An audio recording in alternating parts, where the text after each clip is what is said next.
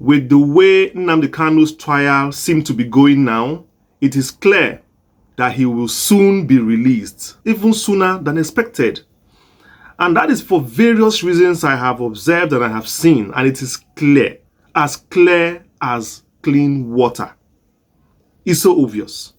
And I'll be telling you the reasons why I think so in this video. So like and share this video and subscribe to this channel, because I'm going to leak a lot of secrets for you why Nnamdi Kanu will be released. Work with me. First of all, as you are aware, this is an accelerated trial. And since it's an accelerated trial, that means very soon it will be concluded. So, having said that, with all the evidences provided now as of today, it is clear that there is no case against Nnamdi Kanu.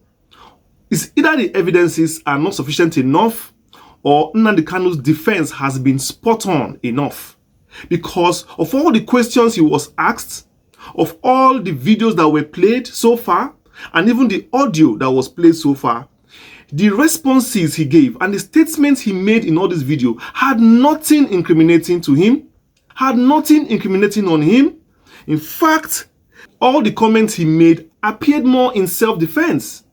For those who listened to the previous videos and saw the analysis there, you will see that the statements and the interview and the audio that were displayed in the court and the words of Nnamdi Kanu showed a man that was standing in defense of his people, and you know that self-defense is an enshrined right in our constitution. There was nothing inciting in those videos, nothing that could stir, that was not aggravated. There was no direct approach or attack on any institution. Even the tapes were not incriminating in any way so far, which is very significant. Because many people portray Nnamdi Kanu as somebody who maybe has a lot of, violent, tapes or violent videos or violent approach.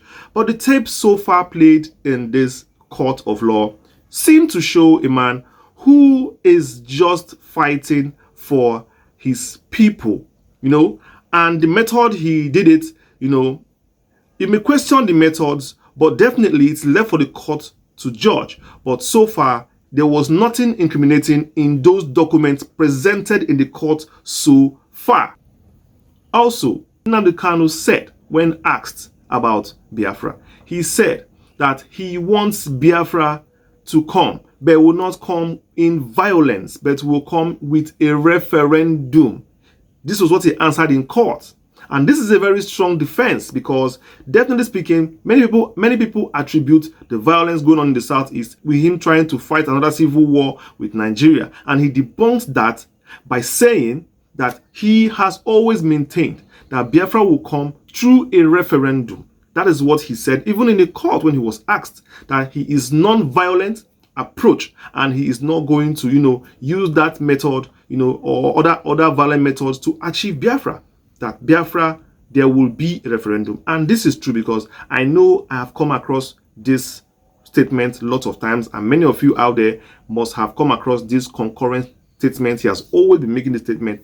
And this statement now is going to play a very big role for him today because the court has listened to the tapes and heard it.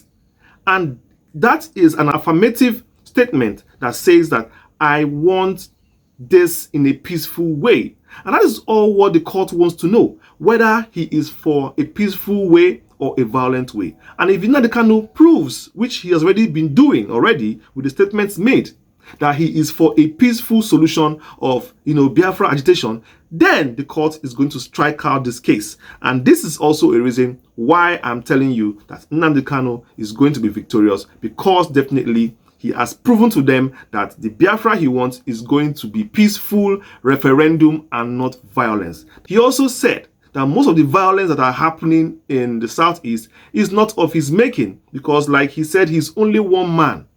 And one man cannot dictate for the whole Igbo race. That the Igbo people, or people of the Southeast generally, are Republican by nature and they don't take orders from him. That was also a very smart statement he made, which will play a very big role. Because if he said that, yes, they took orders from him and this and this and this, definitely he will be in that web. But it's very, very true that Nnamdi Kanu definitely cannot just push somebody out of his house, from where he was giving his broadcast to go and do that thing. It's possible people can listen, but definitely this decision to do or not to do lies on the individual, And this is also a good reason why I think why Nnamdi Kanu will be freed, because he has absolved himself of all violence that happened, under, protest here or protest there. And when they wanted to rope him in with the formation of the ESN, they asked him about the ESN and what their functions are. He answered and said that this ESN was formed to protect the mothers in the farms and the children in the farms from attacks by the herdsmen. I know, we all know in Nigeria, we agree that these herdsmen are in our bushes and are in our farms. So definitely, why was the ESN created? It was created to protect our mothers and the bushes and the farms. Yes. But that's the truth. ESN is for the farms, truly. That was a brilliant answer. And that answer was on record. It will count for him, and the judge is going to strike out the case because of answers like this. These are the kind of answers that will make the judge strike out the case, and Nnamdi Kanu is going to walk free. That is the truth. Also, the masked witnesses that were brought into court, people thought that they were going to, reveal a lot of things, and they were there to shatter the table and everything. But so far, even the masked witnesses against Nnamdi Kanu have not been able to prove anything. They've brought nothing to show that they have against him, leading to the reason why I say, why do they even wear masks in the first place? Because I was thinking that they had solid evidence to nail him. But the mask evidence just looked as if they just came there, and wore mask, and they couldn't say anything much, because so far we have not seen the reasons why they were made to wear those masks. So that means if masks evidence cannot bring strong evidence against Nnamdi Kanu, is it the ones who are not wearing masks that will bring evidence against him? That will bring damning evidence against him, rather? So that's it. The ones with masks are actually the ones that are even bringing more evidence and more statements that they don't want their face to be revealed. And so far, they have not even done that. They have not even brought any incriminating, any damning, statement from Nnamdi Kanu that is going to set this case against him. So far, the masked evidence, the masked witnesses have just, been basic. As good as basic, leaving to the, to me to argue, why are they even wearing masks? And if the masked witnesses are as basic as this, and didn't even bring any concrete evidence to nail this man, then the other witnesses who are not wearing masks, are they going to bring anything more than that? Are they going to do more than the masked witnesses? So this case looks actually in favor of Nnamdi Kanu. Also, during the video that was played in court, where Nnamdi Kanu was asked a question by the DSS, because they accused him of the DSS accused him in that interview of attacking security agents. Nnamdi Kanu asked the DSS official, say, if you are being attacked, if your people are being attacked by security operatives, are you going to fold your arms and watch?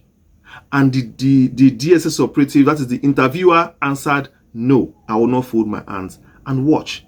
So you see, even the security operatives, knows and that the guaranteed right of self-defense is enshrined in the Constitution. Because even now, many people go around wearing, police uniform, army uniform, committing crime here and there, using the names of our police and army to commit lots of crimes. I even saw a video the other day of some herdsmen in the bush collecting ransom. They were putting on army uniform. And perhaps those people that were in captive there, they believed that they were army officers. That was why maybe their boss stopped or slowed down for them. And unfortunately, they were picked up by those kidnappers, and which landed them in the kidnappers' den because they were wearing uniform. So definitely, the security operatives have a duty to protect Nigerians of all ethnic groups, devoid of what this person is agitating for or not. When anybody feels threatened for his life, whether it is a security operative, whether it's a normal citizen, that person could resort to self-help. And that's what Nnamdi Kanu said in that, interview, which I felt was a very strong defense, because that allegation has been heaping on his head for long, that he caused the demise of lots of security operative. With this, you can see that this case is tilting towards Nnamdi Kanu's favor. And even the previous government of Buhari knew that they didn't have much case against this man. That was why they applied delay tactics of postponement, of adjournment, of delay, of frustration. It's very obvious.